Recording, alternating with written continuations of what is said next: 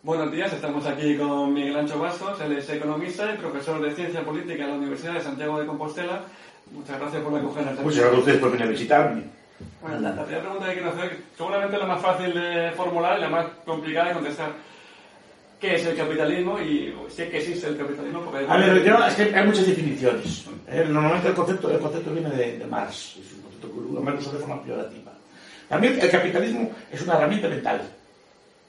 No es un sistema económico, es una herramienta. Lo que pasa es que los se llaman capitalistas los sistemas que, digamos, que se adecúan o funcionan en base a esas herramientas. Es una herramienta mental que consiste básicamente en orientar la producción y el ahorro, pues no de forma digamos, circular, sino usar el ahorro, el capital establecido para producir más. Y es una herramienta mental y nace, por ejemplo, con la contabilidad de vuelta, que es un elemento esencial. Cuando Luca Pacioli en el siglo XV empieza a establecer o a compilar ya sistemas previos de contabilidad. Entonces, es una forma que dice, aquellos ahorros, aquellos capitales, ¿qué uso le damos? ¿No? ¿Y dónde los invertimos? Y eso requiere, pues, por ejemplo, de cálculos de intereses, de cálculos de beneficios y de pérdidas, requiere, por ejemplo, de instituciones tipo bolsas de valores o mercados de seguros o cámaras de compensación, requiere un conjunto de instituciones. Pero es una herramienta. Entonces, que son historiadores saben que los ricos de antes hacían una fortuna, pero la invertían en tierras, la invertían de forma productiva. El señor capitalista dice, no, hay usos mejores para darles a ese capital, a ese excedente, a ese beneficio. ¿Y cómo sabemos invertirlo? Pues a través de sistemas de beneficio y de pérdida, y a través de sistemas de precios. Nos va orientando la producción. Y entonces es una herramienta mental. Se llama capitalistas a los sistemas que funcionan de acuerdo con esas herramientas, que dejan funcionar esa herramienta libremente. Pues, según entiendo de lo que usted ha dicho, toda aquella inversión en tierras muertas, en manos muertas, digamos, en tierras, no estaría dentro de la economía capitalista, sino que tenía que ser... Claro, una economía de consumo. Capitalista quiere decir orientar la relación a producción de bienes de capital. Estoy simplificando mucho, a la producción de bienes de capital. Usted tiene una pala, produce. Si tiene un tractor, produce 10 veces más. El problema es cómo tenemos el tractor. El tractor se puede a través de ahorro correctamente invertido y financiado. Desde ese momento que usted tiene un tractor, con el mismo trabajo produce 10 veces más, por tanto, incrementa su nivel de vida y va adquiriendo una serie de mejoras en su vida. Según esa definición, podemos ver también estados capitalistas.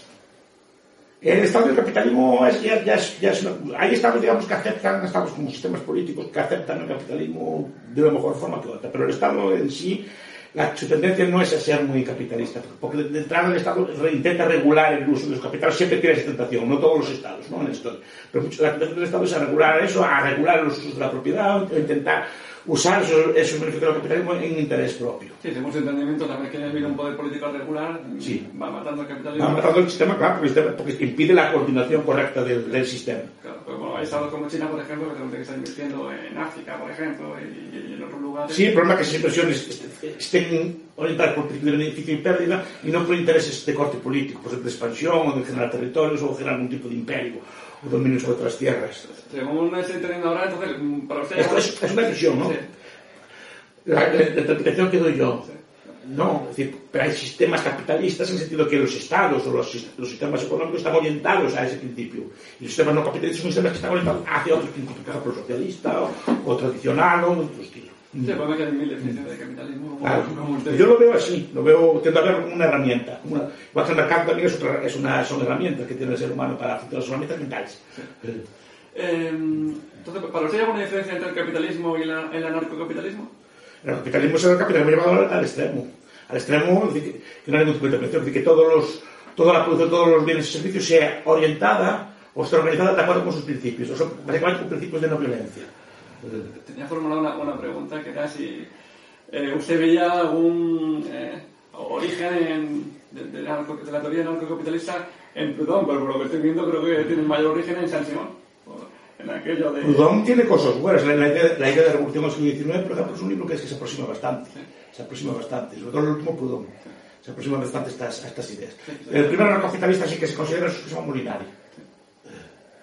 ¿Qué pasa? Que el anarcocapitalismo moderno bebe de varias fuentes. Por ejemplo, bebe de la teoría del Estado anarquista, que no solo eran los anarquistas clásicos, sino, por ejemplo, de la sociología histórica moderna, de la que bebe mucho, de Tilly, por ejemplo, de Michael Mann. O sea, la visión del Estado como un ente predador y un ente que monopoliza el uso de la violencia, ¿no? Son todos esos beberianos. casi todos ellos, ¿no? Después lo mezcla con teorías económicas de corte liberal libertario, en especial la escuela austriaca, pero también puede haber capitalistas de la escuela de Chicago, aunque son menos frecuentes. ¿Usted ve posible la realización de una sociedad anarcocapitalista hoy día? A ver, ustedes son historiadores, saben que el 99% de la historia humana fue sin Estado. Otra cosa es que me puede decir que podríamos vivir como vivimos ahora sin Estado, es otra cuestión. Ahora, que podemos vivir, sí que vivimos. Bueno, es que aquí estamos hablando de debate, ¿qué es el Estado? Porque a mí me pasa como con el... Es que el Estado es otro concepto que también requiere hablar de explicación. Exactamente. Porque podemos decir que entre el Estado moderno, que es el ente abstracto, que es una figura abstracta, o el poder político en general. Vamos a decir, el poder político en general también supongo que se puede adoptar históricamente. Una monarquía, usted la como una monarquía de verdad, ¿no? Como lo que tenemos ahora. Una monarquía que gobierne, que reine, ¿usted la considera un Estado? Es un Estado en el sentido amplio de la palabra, no en el sentido estricto de la palabra, porque es un patrimonialismo. No, estamos pagando impuestos a una persona concreta, no a un ente abstracto. Entonces, y el Estado se caracteriza por su abstracción, porque sus maquinarias, sus organizaciones funcionan de forma abstracta y supuestamente impersonal. Yo aquí siempre tengo la duda, de hecho yo no tengo una definición acabada de Estado, cuando hablo con muchos colegas de Estado, bueno, puedo aceptar esta definición y hablamos en más... Pero los politólogos cuando hablamos así más teóricamente nos referimos al Estado moderno, que es un invento, bueno, algunos lo datan en Westfalia, otros llaman estrictos una revolución francesa, o sea, la idea de institución de un poder patrimonial de una persona por una especie de ente abstracto sustentado en principios teóricos, por ejemplo, como el de naciones. Sí, una estructura política impersonal. Sí, impersonal. Ahí pues, la monarquía la podemos considerar... Antes le pagaban impuestos al rey de España y daban la vida por el rey de España, ¿no? Y aún se ven restos, por ejemplo, en el Reino Unido, ¿ve? Porque los buques de guerra ponen a HMS, que son de la reina. Sí. Y aún se habla de la justicia de la reina, que es el nombre, después se ha gustado como los demás, ¿no? Pero aún queda ese resto en el lenguaje, ¿no? Y antes era así, los buques eran del rey.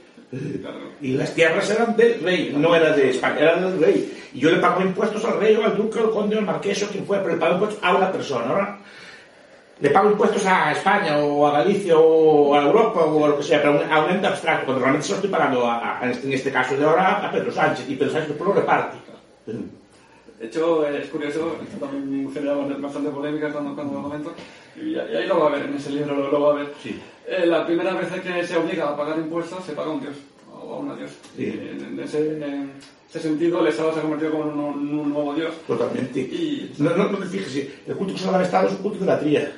Si ustedes van a una misa o así, ven que en unas partes de la misa pues se ponen de pie, se arrodillan, o se sientan, bueno, según como sea el culto. Cuando el culto de la tría es cuando sale Dios encarnado, ¿no? Fíjese que el culto que se le da a los símbolos del Estado es un culto de la tría, incluso con condenas en algunos países de blasfemia.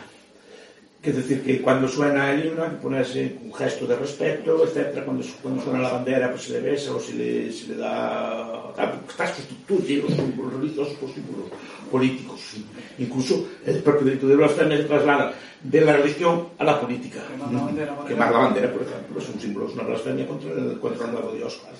Entonces, para reformular la pregunta de antes, usted en posición personal, porque claro, también hay muchos ramas dentro de la teoría austríaca, ¿ve posible un anarcocapitalismo sin poder político? A ver, la anarquía está mucho más presente de lo que se piensa. La gente piensa que la anarquía es una cosa así como esta. Anarquía hay, por ejemplo, en el sistema internacional. Y no solo eso, es que esa anarquía es la que posibilita, por ejemplo, todos los logros del comercio, o posibilita, por ejemplo, los acuerdos, las cooperaciones. Es decir, en anarquía los ciudadanos no factorían más unos a los otros, sino que en un momento cooperan, tienen acuerdos y a paz, y pues convienen por lo que sea. Después, hay un montón de instituciones en la vida que están organizadas de forma anárquica. Por ejemplo, las empresas están organizadas de forma anárquica, o las iglesias están fomentadas de forma anárquica. ¿En qué sentido? Y precisamente por eso son ordenadas. Si tiene anarquía, porque no, en esas relaciones no hay anarquía. Quiero decir, si yo mañana no voy a trabajar, sí, y no quiero ir a trabajar, el jefe no tiene bajo ninguna cosa capacidad de obligarme a ir a trabajar. Lo único que puede hacer es romper la relación conmigo. Bueno, es una relación. Las que uno pone dinero y el otro pone trabajo. Son desiguales, no ya puede encontrar otra discusión. Pero quiero decir que el jefe no tiene fuerza para mandarme a ir a trabajar si no quiero. Entonces no tiene poder sobre mí. Y de hecho no tiene poder desde el momento que tiene que darme algo a cambio para que yo vaya. Comparemos, por ejemplo, el trabajador para el trabajador con el soldado que va al servicio militar. Es distinta la relación. El trabajador pues, no me conviene ir, como no quiero ir. Me da igual quién le importa, que quiere ir o no quiere ir, tiene que ir allí. Tiene que ir a la guerra, tiene que pagar impuestos, tiene que hacer... Es una relación de corte distinto. Entonces, se organiza de forma anárquica porque no hay anarquía, no hay poder. Hay pues, cambios, intercambios, pero no hay poder. En el momento que el jefe me aburre, yo puedo marchar. Se enfada conmigo. A las mañana me marcho de allí y no tiene capacidad de detenerme. Sí, es cierto, pero dentro de esa institución, incluso en el orden internacional, sí que hay jerarquías. Sí, pero vamos a ver. Las jerarquías, los estados operan de forma. Operan, digamos, tienen una capacidad bélica de imponerse a los otros, eso sí. Pero una iglesia o una religión organizada es también una forma de relación anárquica. Y mire qué estables son. Cualquiera puede marcharse de la iglesia si le da gana. Se marcha y está, no es y el Papa, con todo el Papa, que no tiene fuerza para atender a un sacerdote rebelde que se quiere marchar o a un cristiano que quiere marchar. ¿Dónde está la fuerza? De hecho, muchas personas por se borran de la iglesia o se caen. No tienen fuerza. Algo así es enormemente. Y su clero, no hay fuerza sobre él. Bueno, si sigue las reglas, ¿no? No, pero las reglas son autoaceptadas. Claro. Y mañana dice, pues no hace otra cosa, me marcho de la iglesia y se marcha. O lo firma y lo echan. O lo echan o se va él. Esto no es una relación de fuerza, es una relación de mutua conveniencia. No, sí, en ese sentido sí, sobre todo en el mundo moderno que vivimos, que ya no es como hace 300 años, por ejemplo, en el Islam uno no puede apostatar. Bueno, no se va a apostatar, pero de hecho puede marcharse usted cuando quiera. Sí, claro. Ahí está la cosa. No es una relación de fuerza. La relación laboral no es una relación de fuerza, es una relación de trato, de contrato y de mutuo contrato, que cualquiera de las partes puede romper. Entonces, y después, por ejemplo, mire una pareja es anarquía pura. O que una persona, digamos, siempre hay una persona o un grupo de amigos, siempre hay una persona que tiene más influencia, pero no es una relación de poder. Y muchas parejas son enormemente estables, muchas relaciones de amigos son enormemente estables. Y porque no operan con mandatos, operan porque los dos están contentos con la relación. La única diferencia que veo, si me lo permite, es que uno, por ejemplo, puede entrar a un club o a una congregación religiosa, lo hace voluntariamente, sin embargo uno nace, por ejemplo, aquí en Santiago, como es la que estamos, y nace ahí. Sí. De ahí se educan en unos valores y está dentro de una comunidad compleja. Sí. Que está llena de luchas de intereses. Sí. ¿Cómo se regula eso dentro del anarcocapitalismo? ¿Cómo que se regula? El choque al final el Estado o bueno, el poder político. Muchos de los choques son derivados por la asignación imperativa de valores. El gobernante puede decir hacer una calle por aquí y no por allá, pero no lo negocia. Claro, es propia. Claro, porque todo el mundo reconoce reconoce a ese poder político. Y aunque no lo reconozca, da igual. Exactamente, porque se impone por la fuerza, que ahí está, es una relación de naturaleza distinta. Claro, las sociedades cuando se hacían cada vez más complejas necesitaba un árbitro, digamos, o no un árbitro, digamos, o un abusón que decía, bueno, pues se va a hacer este y punto. Y todo el mundo... Si necesita, no, se impone. Usted mire el comercio mundial. Usted viene un producto de Alibaba o de cualquier marca de estas y viene desde China y se lo traen hasta aquí y llegan totalmente de forma anárquica. Los mercados son totalmente anárquicos. Usted mire en Murcia, que usted vaya un día de semana al mercado y allí y todos los días entran en Murcia decenas de miles de productos, decenas de miles de botones, repuestos de automóvil, todo tipo de frutas de todo el mundo, ¿y quién da la orden de que llegue todo eso? Bueno, obviamente los empresarios de cada empresa, ¿no? Cada uno en su cuadrito, y lo hacen de forma anárquica y trae productos de todo el mundo. Y crea problemas. ¿Problemas cómo? Hombre, hay muchos trabajadores que, por ejemplo, que pierden su empleo porque en China produce más barato o en... y que ganan trabajo, normalmente el proceso es así. También ganas gracias a que tú puedes vender productos a China, ¿eh? La producción por determinados automóviles o determinadas cosas está toda vendida ya a China. Claro, es un proceso de competencia dinámica, pero no solo con China, también para otras industrias del país. Con todo el mundo prácticamente. Ya no, pero se hemos obligado muchas veces a bajar los... No me refería al hecho de que sin dar nada de órdenes en Murcia se llama de comida, de bebida y de todo tipo de bienes, pero no hay un ente que dé la orden de que vaya todo para allí. Sí, no hay ningún poder político estructurado que organice eso, por supuesto que no. Yo me refería más bien a los choques de intereses, porque en una sociedad compleja el choque de intereses, de hecho, a mí siempre me gusta poner el ejemplo de Caín y Abel. Sí. Al final, el mito de Caín. Hay choques de intereses, problemas. Si yo tengo, porque es un problema que los que son libertarios, los que son anarcocapitalistas, me gusta mucho, es el concepto de si tengo yo derecho a eso o no. ¿No? Sí. ¿Qué? Entonces, muchas veces piensan y en el lenguaje está, yo creo que las feministas en muchas cosas tienen razón. El lenguaje muchas veces, en muchos aspectos, el lenguaje es muy marcador, porque el lenguaje muchas veces usa el posesivo para las cosas. Entonces habla de mi novia no es su novia, no es suya. Es una persona con la que no tiene una relación, pero no es suya, pero el concepto dice es mía, novia. Y en el trabajo tenemos algo semejante, es mi trabajo y no es su trabajo. Usted tiene una relación con otra persona. Igual que usted puede romper la relación con otra persona puede romperla con usted. Entonces no es algo, ni es algo que tenga usted derecho a eso. Igual que también empezar a hablar de sus clientes. Y no son sus clientes. La persona que decide comprar allí, lo que sea, y si viene otra tienda, o viene otro consumidor, que simplemente no son suyos, los consumidores saben porque no son suyos.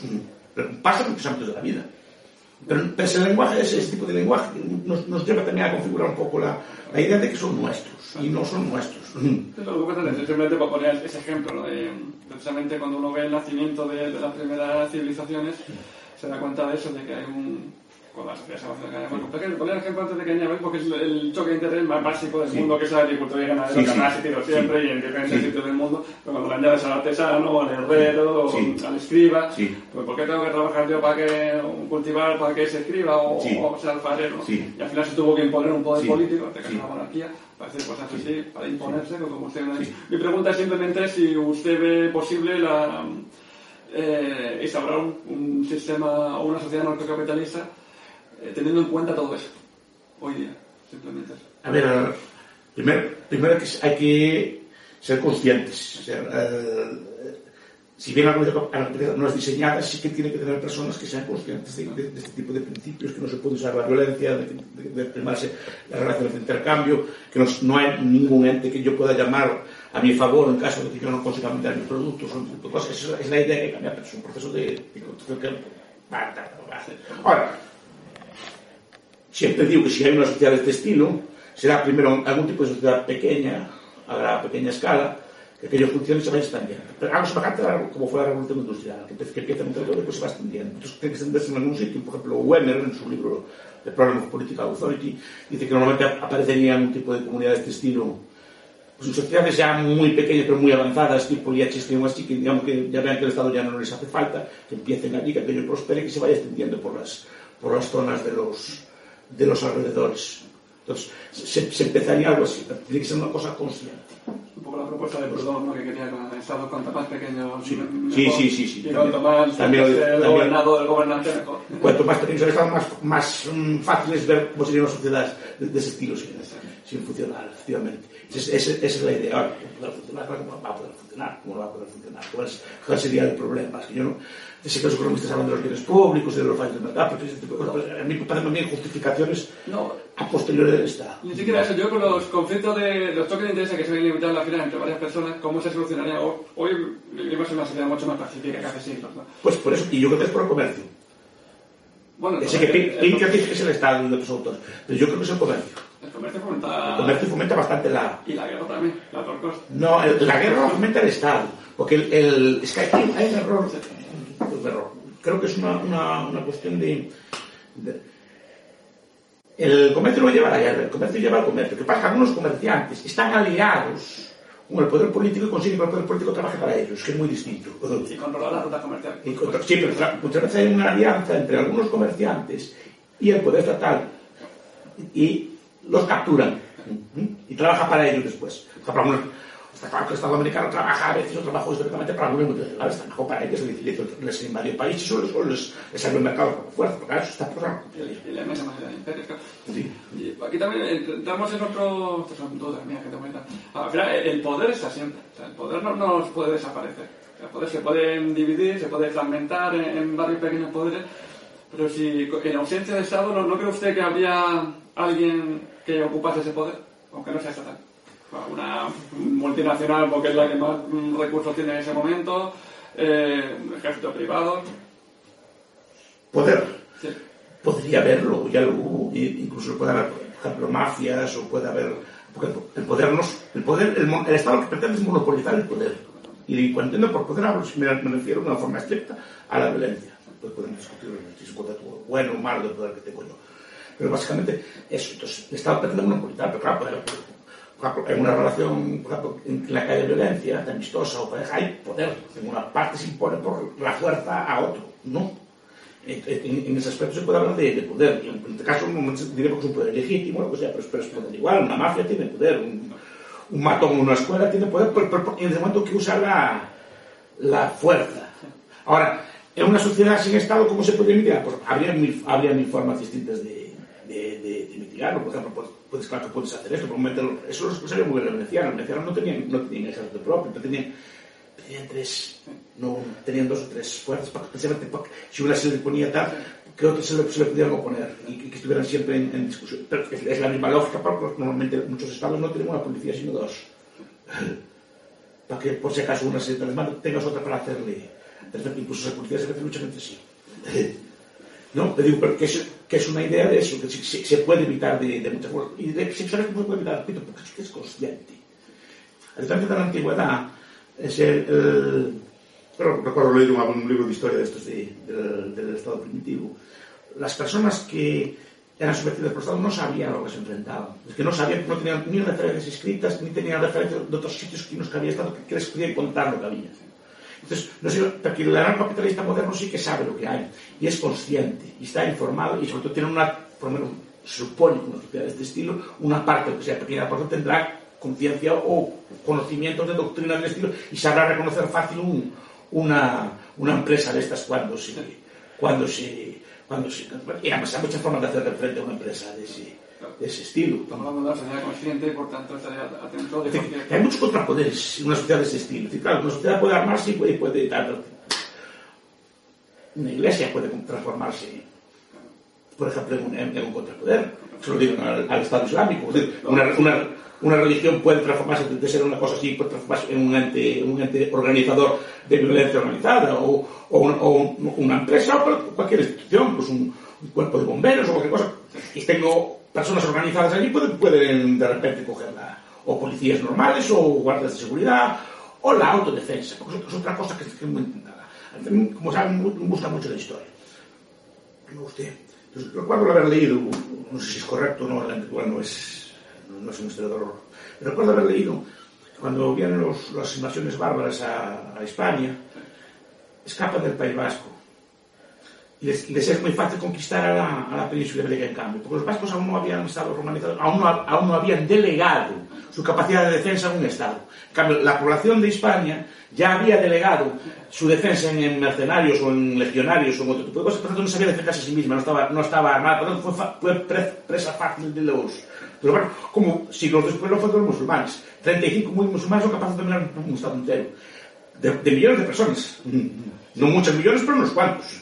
Y solo, al principio, si no recuerdo mal, un libro de Collins, el estudio de conquista árabe, fueron 35.000, 40.000 personas. Sí, tiene que ver también con la cantidad de reino que se llegó en ese momento. Sí, pero ¿por qué pueden dominar 40.000 personas a varios millones? Porque las personas no están acostumbradas a defenderse. No tienen ejército ni organización militar propia.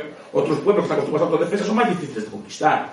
Incluso muchos verían más amable el dominio árabe que el cristiano. Y es otro debate. Lo verían, pero aún así no estaban acostumbrados a defenderse. ¿Y qué es lo que pasa? En las sociedades de estilo, la gente será consciente, o tendrá que ser consciente que tiene que tener algún tipo de institución de autodefensa, no delegar todo tampoco en una empresa. Serán proporciones probablemente que están acostumbrados a usar armas o tengan formas de organizarse pues, en red o en hambre, como se dice ahora de moda, para poder defenderse. ¿Cómo se organizan los estados entre sí? Europa fue capaz, dividida políticamente, de enfrentar con más o menos a muchas invasiones del exterior, Y cuando hacía falta, bueno, los polis negras cuando hacía falta se juntaban, que no tienes por qué estar siempre como un átomo aislado. Además que no viviríamos en comunidades aisladas, esa idea de la capitalismo de individuos solitarios como ese del homo económico. No, vivís en una comunidad, normalmente una comunidad. El modelo así que se plantea en los campos conservadores es el tipo del Hobbit. Hobbit es un modelo utópico, obviamente idílico, no es exacto, es una especie de aldea así pequeñita, con valores muy conservadores, muy tradicional, de hecho, en el Hobbit, si no recuerdo mal, no hay figuras de poder, hay figuras de autoridad, pero de poder no. Pero fíjese, en la película cómo se plantea, una sociedad así como muy tradicional, muy ordenada, ¿no? Obviamente es una metáfora, no es una cosa, pero plantearía una cosa así, una idea integrada, pues sin figuras de poder, claro, y sí figuras de autoridad, que no es lo mismo. De acuerdo. Cambiando un poco de tercio, ¿por qué se opone la mayor parte de los anarcocapitalistas a la ley fraccionaria? A ver, eso no tiene que ver con el capitalismo, eso es una cosa del derecho. De hecho un sistema capitalista supongo que podría haber ley fraccionaria. Supongo que nadie la cogería. Lo que pasa es que ahora estamos operando en un mundo que en Estado y que el Estado tiene derecho a regular cómo es el negocio bancario. Entonces, en un mundo que en el Estado tiene derecho y monopoliza el dinero en un Estado, tiene derecho a regular el negocio bancario, sí que entendemos que no es pertinente que exista una reserva fraccionaria, que es muy distinto. Pero un mundo sin Estado, que el Teatro Magos, si lo quieren coger su dinero de fraccionario, pues lo cojan. Haya ellos lo quieren hacer. No, pues muchas gracias por habernos acogido aquí, por habernos atendido, y con esto damos por concluida la entrevista. Sí.